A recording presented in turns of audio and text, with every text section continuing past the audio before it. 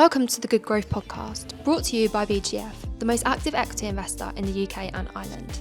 Today we're thrilled to be joined by Sharon Baylay-Bell, a hugely experienced chair in the BGF Talent Network. Sharon has been the CEO of MSN International, the CMO of BBC, and has held chair roles at Ted Baker and Restore plc.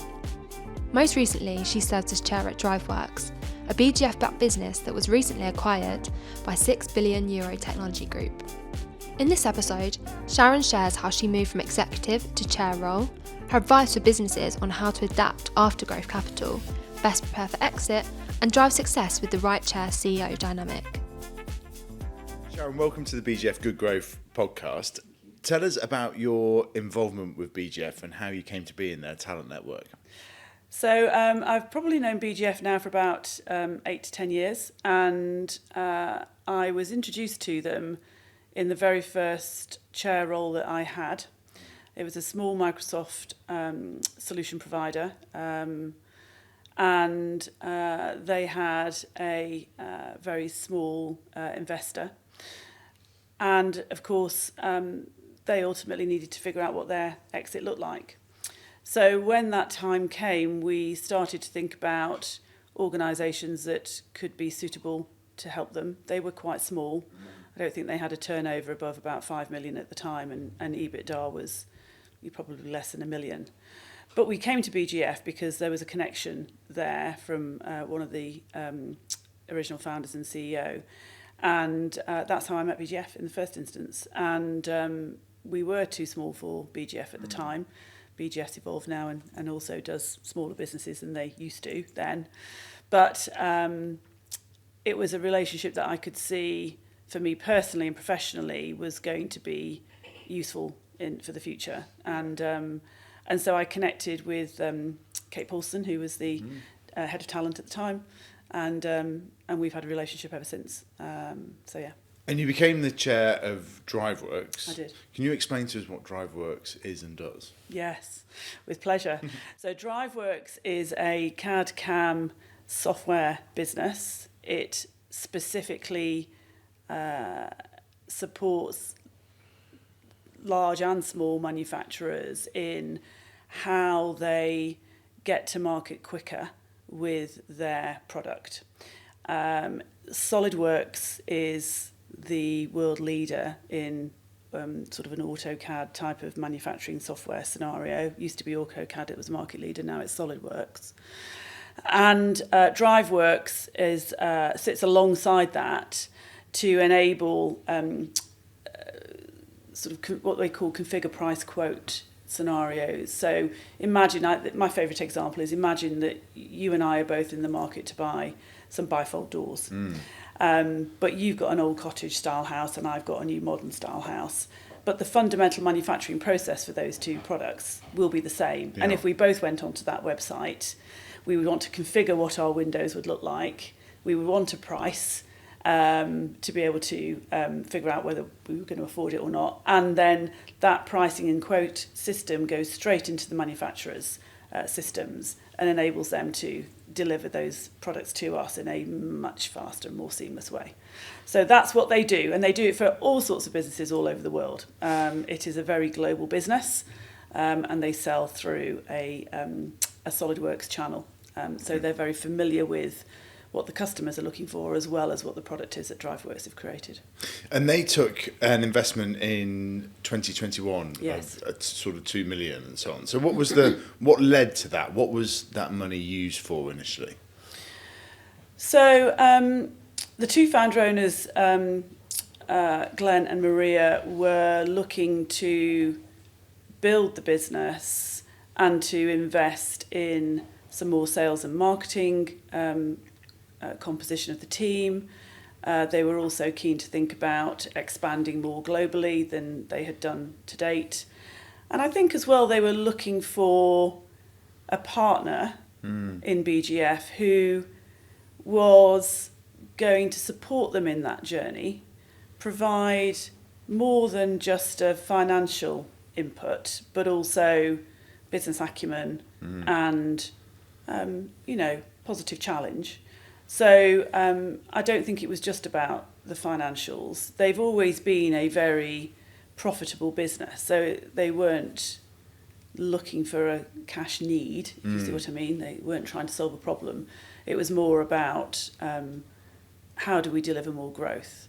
And I think I can point to 2 or 3 things over that period of time. We enabled us to hire talent in the APAC region, one based out of Australia, another one based out of sort of Singapore, Malaysia area. We've now hired somebody in India. We brought on board support to the Chinese market, where we had a number of resellers who were starting to get much more engaged in selling the product. And then more recently, also in France and Europe. So that money's been put to really good use. Worldwide. Oh, totally, yes. And you've got quite an unusual background for a chair. Some might sort of think of the kind of classic accountant chair and so on. You've actually got quite a creative background. Talk us through some of the roles that you did prior to being a chair and that transition to sort of portfolio life. I think it does seem to be the case that a lot of people move into chair roles from a financial background of some sort or another, whereas my history has predominantly been tech-based. I've worked for businesses either selling software, hardware products and services, or consultancy services. Honestly, since I've been 18, I've never worked in anything else. But I think two parts really particularly relevant for that question. Firstly is I spent 16 years at Microsoft, and the latter 10 years of that, for me, were running the online services division. And within the online services division, so MSN, Hotmail, Messenger, mobile services, all the things that our listeners will be familiar with. And I ran that globally. But within that, a number of our routes to market were through joint ventures. And those joint ventures were in interesting places: Mexico, Australia, China. We had a specific JV in China, huge JV with Bell in Canada. And each of those entities had to have a board, and they had to be chaired. Yeah. And so that was sort of my first foray really into being part of a boardroom environment where we shared chairing. So 1 year a Microsoft person would do it, the other year the business that we worked with would do it. But it just seemed to so happen that as I moved into that role, it was all Microsoft's turn. So I ended up doing all of them, and doing them in markets and in countries and with people who were vastly different from one another. I mean, going to Israel, for example, to chair the JV, and then, going to China or Australia, all very, very different. Yeah. So that was a phenomenal experience, and it taught me quite a lot about how the boardroom dynamics need to work, how we need to be clear on what the point of the partnership is, what both parties are trying to get out of it, which I think is really important. And then post Microsoft, I moved to the BBC as the Chief Marketing Officer, and I joined the main board of the BBC. And also actually BBC Worldwide. And that's probably much more like a traditional PLC type of board, with a chair and a finance director and a board of external independent people on it. So that was another step in that direction, really, of then perhaps I would call it more governance-led. And so when I moved on from the BBC... Well, let's just unpick that there for a bit, because I think that's really... that is an interesting transition in itself as well. But what is the sort of the role of the CMO at the BBC, and what can kind of like startups learn from that? Because startups often are sort of thinking, startups and scale-ups, how do we get more marketing, etc. Obviously, BBC doesn't sort of struggle with name recognition at all. So it's just what did that role entail? Oh gosh, I mean, it's the BBC is a really tricky business to articulate well, I have found. So perhaps the best analogy I've found so far for the organisation that I was responsible for is if you in your business thought of all the different component parts of marketing that you might bring to bear? So right from sort of product creation and ideation of whatever it is you're selling or service, all the way through to testing, pricing, getting customer feedback, how you brand it, how you look to go to market with it, how you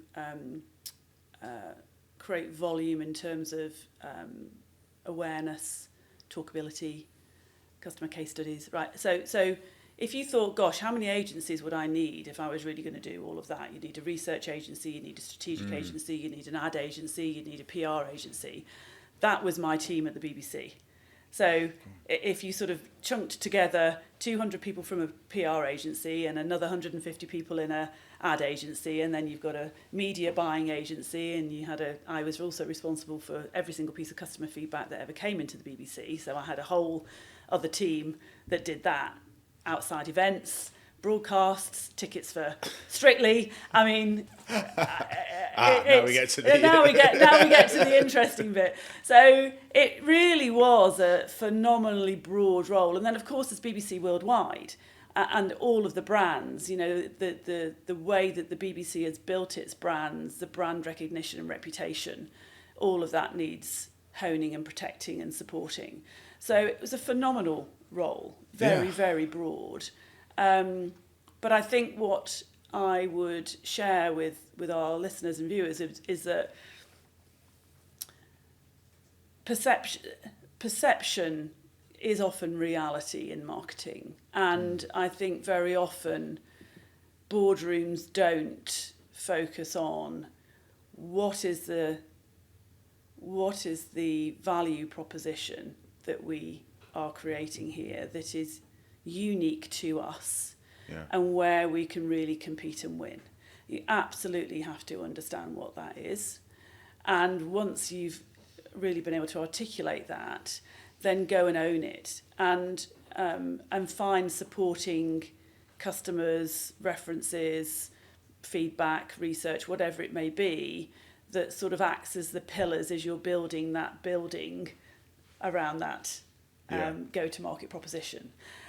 Because that really is critical for both differentiating yourself from your competitors, as well as ensuring that when customers come to you, you are able to deliver what it is that they think they are buying. Yeah. So, and then guard that reputation jealously and critically. Because I've also been at the BBC when there have been a number of crises over the period of time that I was there, and you can see the brand impact it has once something like that is takes place. Yeah, it takes place, and you know, you will all know, you know, there was a Saxgate issue around 2009. I think that was going on as I joined the BBC. Of course. And Queengate, where, you know, they filmed the Queen going the wrong way or something down the corridor. There's been a number of them over the years, but you can definitely see what it does to the brand when those sorts of things happen. Now, brands recover, but only really strong brands recover quickly. Yes. Right. So really important, again, that the board thinks about how does everybody that work here represent our brand? Yeah. Everybody's a brand ambassador. You know, whether you're talking to somebody in the local store or you're actually in front of a customer. What you write on social media, again, how many sort of faux pas have we seen over recent times where, you know, people put the most bizarre things on social media. But I think one thing people do seem to forget is that you are carrying your own brand with you every single day. So how you show up, how you represent yourself, what you say on social media, how you articulate the company that you work for or the things that you stand for. There's an African word called sariti.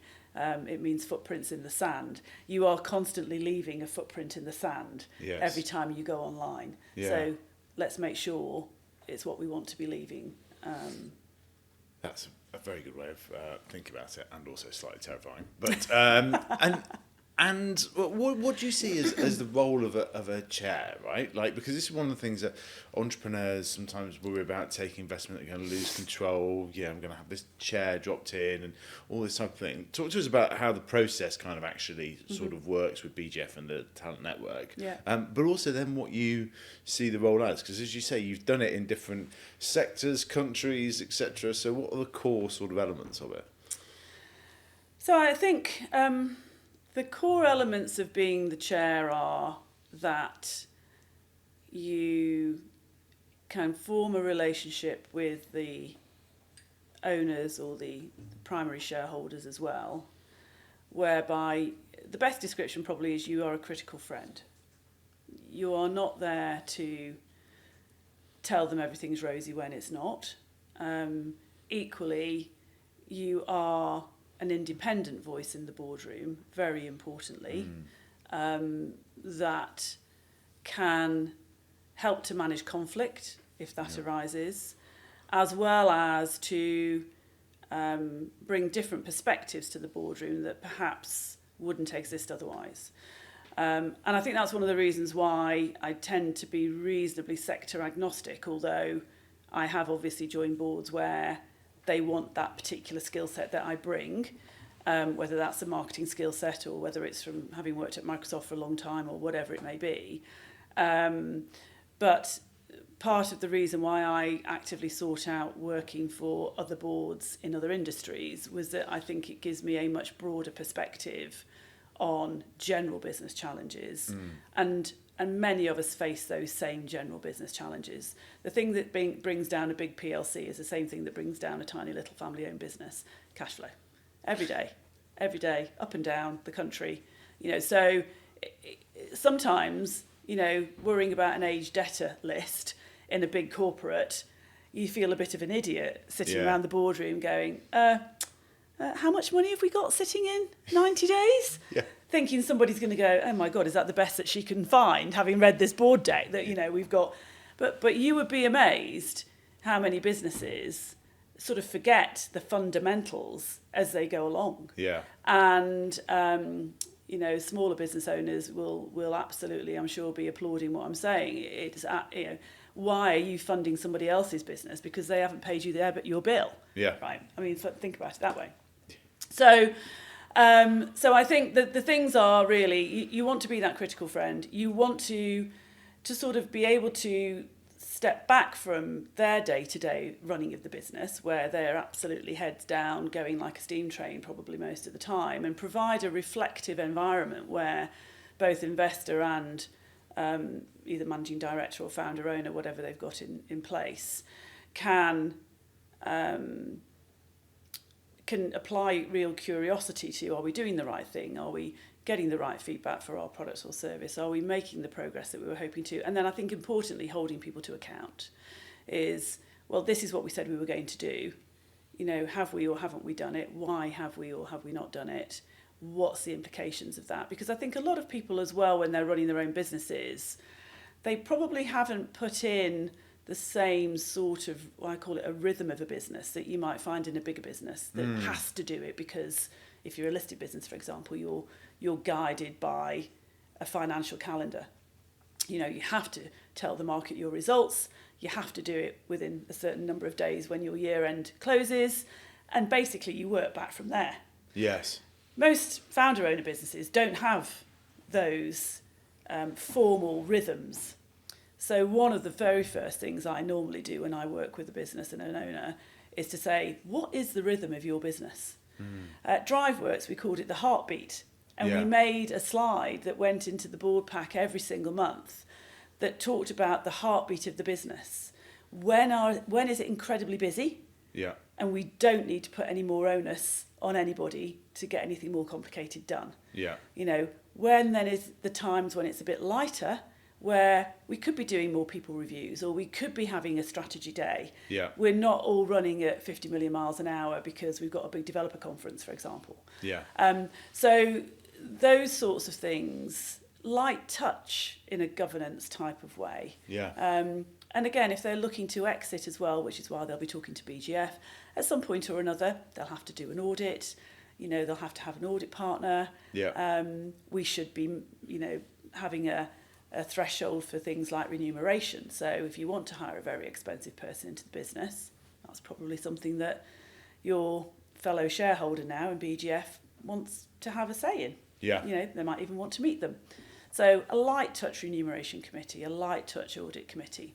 And I think that's where I have discovered that combination of the bigger governance PLC world that I live in with one part of me, and then this other part of me that sits in this world with a smaller, by the way, some of these businesses that we're talking about are quite sizable. Yeah. So they're not that small, but even so, as you do get to be an SME, you sort of move into that 100 to 250 people business. Those things become more important. Yeah. And your employees expect it. They expect a review. They expect a salary review. They expect feedback about performance. And talk to us a bit about that exit process then, and how that kind of evolves. Because for a lot of entrepreneurs, when they've been running the business for a few years, they do begin to kind of like think about that. They might not think about it at the start, right? But they do sort of evolve into thinking about that. How do you help as chair, and how do you sort of straddle that position where you've been sort of not placed by BGF necessarily, but the introduction was kind of through that? How do you sort of balance that independence as well? So I think an exit, for anybody that takes investment, an exit at some point is inevitable. And BGF are colloquially known as the patient investor. I don't know if you've heard that before. And actually, I think that is one of their USPs, and I think that is phenomenal, because it gives confidence to the people who take investment from BGF that they're not in some sort of fund that's got a drop dead date and they are running towards it at a rapid rate of knots. And equally, it gives confidence that if opportunities come up along the way, they will most likely have an investor who's willing to do add-on funding and continue to invest in the business to give it that bit longer to really fulfill its potential before they want to exit. So one of the reasons I love working with BGF is that, and I think that's incredibly valuable and very differentiated from a lot of the other people out there. The exit process itself can be sparked by a number of different things. So you might be happily trotting along on your plan and then something happens to perhaps prick the board into thinking, is this a shift in the market perhaps that we're starting to see the beginnings of here? Should we get ahead of a curve if we thought that there might be a particular downturn or a big issue coming our way? It could be something personal, perhaps an illness in the family, or a founder has decided that they want to step back from the business to allow succession, for example. So there can be any number of reasons. Or indeed, somebody knocks on the door and says, wow, we'd love to buy your business. And that gets a little grey matter thinking, and that sparks the conversation. So there will be some event that starts it off. And then the dialogue really is about, is the business ready? And ready means a number of different things, but is the business ready for sale? I think one of the biggest things that businesses find when they start this process is second time around, it's much harder work than it was when they first took their investment with BGF. Right. And that's normally because they have grown, so they've used their investment to good ends, and they've done everything they wanted to do. So they're bigger. Secondly, they're probably more complicated than they were then. They're certainly going to have more people in it than they did then, because it's very unusual to find anybody exiting within 2 years. I have been part of a board that exited after 2 years, but one in all of these years, right? So So let's say it's been a 3 to 5 year journey. They've made a lot of progress. It's got more governance now, so it will have an audit, and it will have tax, and it will have more succession challenges, depending on whether the individuals in the business want to stay or want to exit. So the role of the chair really, I think, is severalfold. Firstly, to establish, is now the right time? Are we ready for what will come our way? And how do we want to run this as a process? Is this something that we've got no time dynamic to deal with? Or are we facing into some headwinds and actually time is of the essence? Because it makes a difference to the speed at which you go, the people that you might engage to support you in that process, and often the price. Yeah. Because, and I mean, the not only price on two sides really, the price at which you can expect to solidify as part of the exit, but also the cost of getting it done. And I think very often that's another area that hasn't been thought through enough, which is back to the readiness point. If our business is, you know, if we've got a data room, if we've been keeping great customer records for the last 3 years, if we know we can put our hands on all of our contracts, if our staff contracts are all up to date, if, you know, all of those nitty-gritty but critically important things, you know, if we're a software business, where are our agreements with vendors or providers or suppliers? Are we going to run out of our directors and officers insurance in the middle of this process? You know, there's all those sorts of, it's like a checklist really. Yes. You know, let's just tick ourselves down all of these things and assess, are we there? How much work has got to get done? Because very often you could easily invest 3 to 6 months before you go and find an advisor, for example, to help you, a financial advisor, and use that time wisely. Yeah. Because when they arrive, then they're on the clock. And if you've not done it, then they've got to do it. And you may not have the facilities to be able to do it yourself. You may need that service. Yeah. So again, that's another reason to go, well, let's go early, or a bit earlier than we might have done otherwise, because we know it's going to take us time to get ready. And what's your piece of advice when it comes to when people have taken investment? Like, what is that first thing that people should do? Because obviously there's a bit of relief at the end of the process kind of happening, etc. But as you say, it's almost certainly going to, well, hopefully lead to an exit. That's the path that you're then on. What's the thing that entrepreneurs forget most to do, perhaps? Or not even forget, but just perhaps don't realise they should do? So this may not be a popular thing to say, so hope everybody forgive me, but I think you've put that very well. Once that first initial BGF activity is over, the money's flowed through, the deal is done, that in itself can be, for people who've never done it before, quite an ordeal. And there is a bit of a huge sigh of relief. And then the next thing that normally comes is, now we can get back to running the business. I think that is that particular moment in time where if I could grab hold of an entrepreneur or an owner at that point, and I'll say, no, that is not your first thing that you now go and do. The first thing that you now go and do is now you work to the end in mind. Because people forget that there is an end in mind.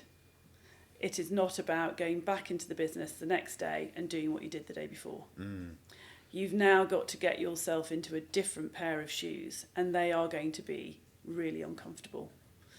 And you love them, and you love how it's going to change your business, and you love the way they look, and you know that they're going to be comfortable one day. But you've got to go and walk for several months in a pair of shoes that hurt you every single day, because you've got to turn yourself into the person who's going to lead the business to an exit, not the person that just got the deal done. And so many people do not do that. And I think if they were able to do that, it would make the whole of that next period of time so much more productive and enjoyable for them, and it would make the exit much better. Yeah. Because really, what is it that you're doing now? You've achieved your first goal, which is we've got investment into the business and I can see the future direction of travel. As I say, the next thing that comes is this relief. And then they go back to doing the day job. Yeah. That's the mistake. Don't go back to doing the day job. So what are Think about the job that you should be doing, not the job you were doing. So what are the structures that you could put in place? Because I can imagine the other reaction is, oh great, I've got all this money, I can go spend it as well, right? So it's sort of like you're almost going divergent paths there, and you're sort of talking about almost a third way. How would you bring in structure like around that? Is it via coaching and so on? Because you're right, it's basically like a complete skill level up that people have to go through, and that's hard when you're the well, it's hard for anyone, but when you're the boss, and so on, and people look to you for leadership, you think you should know how to do it. So what's the structure in place to achieve that you just outlined? Yeah, well, I think that's where, again, if you've got a chair that, you asked me earlier, what's the role of a chair? We talked about critical friend, but the reality is a chair is many things. They're part coach, they're part mentor, they're part parent, they're part teacher. That you can be an agony aunt or uncle on a bad day, but they are there to help you to do that. That is fundamentally a significant part of the job, and I think that first next day or next opportunity meeting with the chair and say, right, we've done that now. Yeah. But this plan was written on the basis of a base case, a mid case, and a we've shot the lights out case, right? It will always be that way, whoever you work with. I want to achieve the shot the lights out case. Let's talk about how do we get there? What are the steps that we need to do to get there? What should I do first? What should I do second? What should I do third? And I think this is where sometimes it is the difference between the entrepreneur who's only ever had their own business, knows what they know, never necessarily had any business, perhaps they didn't go to uni at all. I didn't go to uni, so I've got no degree to fall back on for anything that I've ever done in my career. But I have always tried to get myself into situations where there's huge learning potential, and then to take from it the things that work for you and then leave the things that don't. So for many of these entrepreneurs, they will often be in that situation, or they've never had any particular business training. Many of them are not accountants, as we talked about before, which is another reason why when they're thinking about a chairperson to sit around the table, they go, oh, we need a finance person. Yeah. Like, no, you don't need a finance person. Hire a great FD. That's what you need. But bring somebody who can provide that combination of those different skills to complement the things that you do and don't have. And for me, that's always been, how do you help these individuals to find their way through the most successful way to run that business over the next period of time to reach its full potential, their full potential, and for their people as well, because many of the founder owners that I've worked with are absolutely passionate about their people, and they want them to have a fantastic career. In fact, it's probably the thing that most of them worry about the most when they leave, is how can I make sure I have secured the future for all these amazing people that have trusted in me and that have given us their best work. And so that is the thing that you can sit down with your chair and say, help me navigate and keep me honest about how we progress through this period of time to get to the best outcome we can get. What are the right decisions that we should be making? And that, I think, would be a phenomenal piece of advice if people could just take a step back after that big deep breath and go and have a weekend off, go and see the grandkids, go to your caravan, go and do the allotment, whatever it is you do, run a marathon, but then come back and think, right, there's a new plan now. Yeah. They've just invested in that new plan. I've got to lead this new plan. How do I do that? That's really really good and interesting advice as well. If you had done a degree, oh yeah, what do you think it would have been in? It was supposed to be in sort of sport, I guess marketing and English was probably the thing in mind. I loved playing sport. I loved playing volleyball. I played volleyball till I was 30, okay. And I was quite interested in sort of a marketing career in a sports type business, an Adidas or a Nike or something like that. So I think had that come off. Why did you not? So you didn't go to uni? I didn't go to uni. You clearly progressed away down the track with it though. Oh yeah. Well, it's a bit sad, but my dad died very suddenly, and it was the week before my A-levels. So, it was a tough gig at the time, but I am a very fateful person, generally speaking, and I think things do happen for a reason. And life twists and turns, doesn't it? Along the way, we all have myriad challenges. I think my husband and I talk very often about how do we teach our children tenacity? How do you teach that? I think it's life skills that teach those things. Of course, founder-owner entrepreneurs have got this in spades, normally. They're incredibly tenacious and very committed and very clear on their personal contribution. They know what they're good at. So I think for me at the time it was, okay, well, look, that door's closed. But I was very clear that I wanted more of a career than things I've been doing as a Saturday girl, for example. Back in the day, we all used to get Saturday jobs easily. Trying to get some part-time work for my kids who are doing Duke of Edinburgh at the moment is like pulling teeth. It's almost impossible. We've gone health and safety overboard, I think. Nobody will hire anybody who's under 18 because of insurance issues. I've learnt loads about this over the last few months. But my point is, I've worked in a chemist, I worked in a shoe shop for years, I worked for Clark's. And those things do give you a really good grounding as a young person. You have to deal with the public. You deal with mums and children who are screaming and crying at you, trying to put a pair of shoes on their feet. And, I don't want these, they're not pretty. And the black school shoes are boring. And oh my God, is that how much they cost? And but they are what make us and shape us. And so I think for me, basically, it was I can die in a ditch and give up, or go and find a different way to plough a path to what I want for the future. Honestly, I couldn't have told you what that was going to look like, and I also feel that everybody needs a little bit of luck along the way too.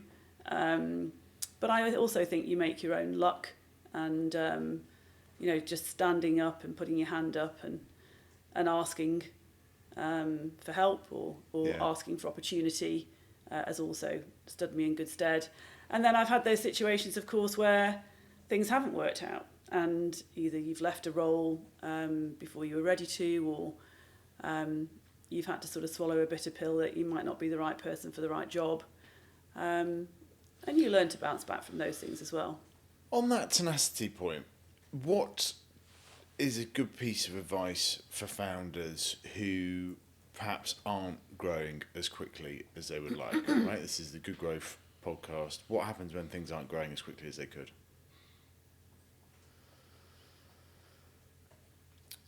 Well, I think the most important point at when you reach that realisation, this isn't going quite as we anticipated, is not to keep working harder. I've seen that so many times. Only if we could just publish, this online, quicker. Yeah. Or if we could just manage to increase our production by 20%, then that would fix it. Or if we could only get our customers to understand that, you know, fundamentally they want what we have. Whatever it is, trying to just do more of the same is not the answer. Yeah.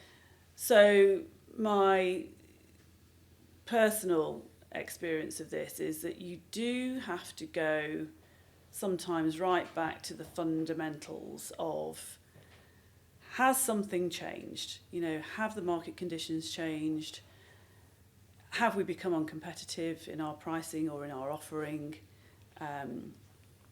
Have we been disintermediated, you know, by a different route to market by another competitor? What is it that has fundamentally shifted to make it such that we are not being able to deliver anymore? Sometimes it could be something quite as simple as, you know, a low-cost market that we moved into a number of years ago is no longer a low-cost market. I mean, how many people have found that out moving into European facilities, for example, where once upon a time you could get labour at, you know, 0 hours and it was never an issue. And certainly in Poland over the last 2 or 3 years, you've had inflation at 20% year over year, and it's another 8% going forward. Now, whatever you put into place 3 or 4 years ago is now no longer the cost it was. We've all just had a national insurance hike, right? So it doesn't mean that your business is fundamentally broken, but what it does mean is that you have got to really reflect on, why is it not growing? And then, with sort of a cold towel moment on your forehead, is just say, okay, right, we have to accept that. That is the phrase that will make the biggest difference. So many people just keep fighting it. And that's where then the business starts to downturn significantly quicker. Sometimes you cannot fight those things. You know, the market has shifted. You know, post-COVID, that was absolutely the case for many, many businesses.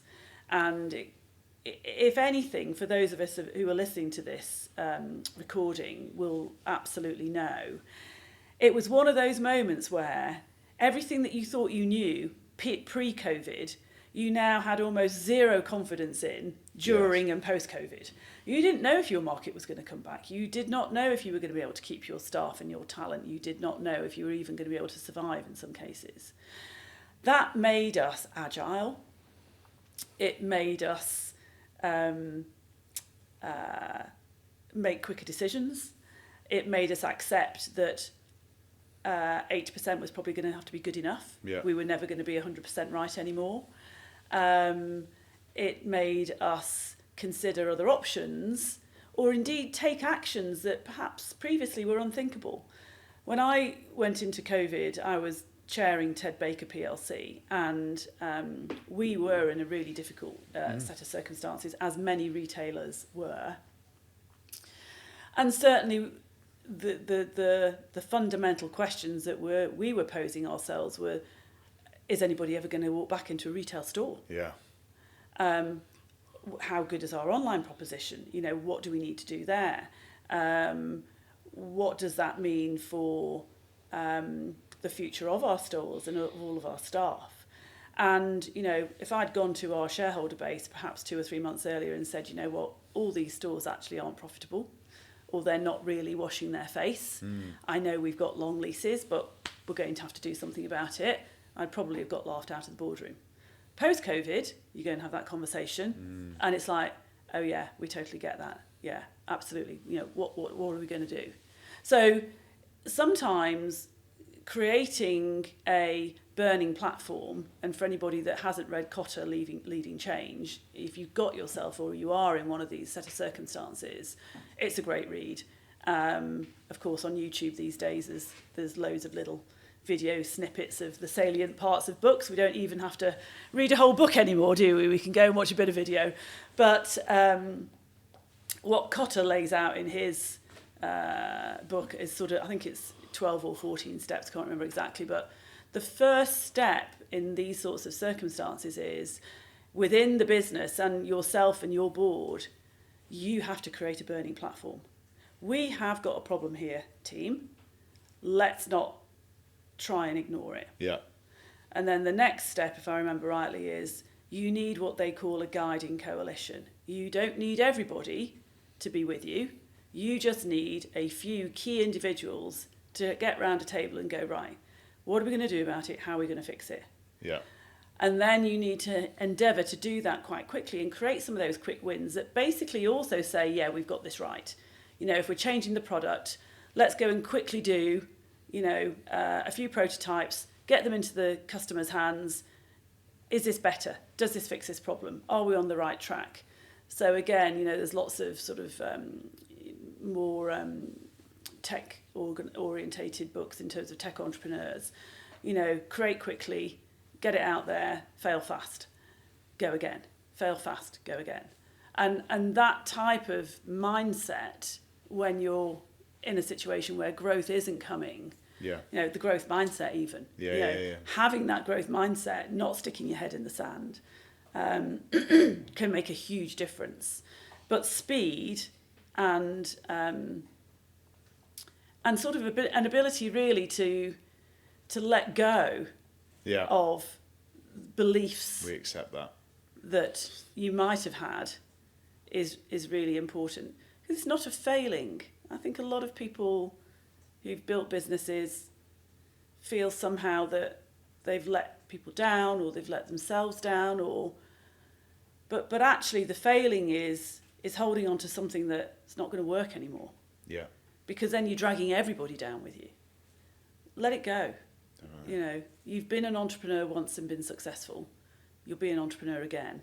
You might be doing something slightly differently, but you'll still figure it out. And this group of people are the best people to work that out because they live and breathe and eat and sleep ideas all the time. Completely. So, is that I think helpful? that's a brilliant piece of advice to finish on. Thank you very much for coming on BGF's Good Growth You're podcast. very welcome. I've enjoyed my time. Thank you for inviting me. Thanks for listening to the Good Growth podcast. If you enjoyed that, make sure to hit subscribe so you're the first to hear about new episodes. And always stay up to date on the latest growth insights.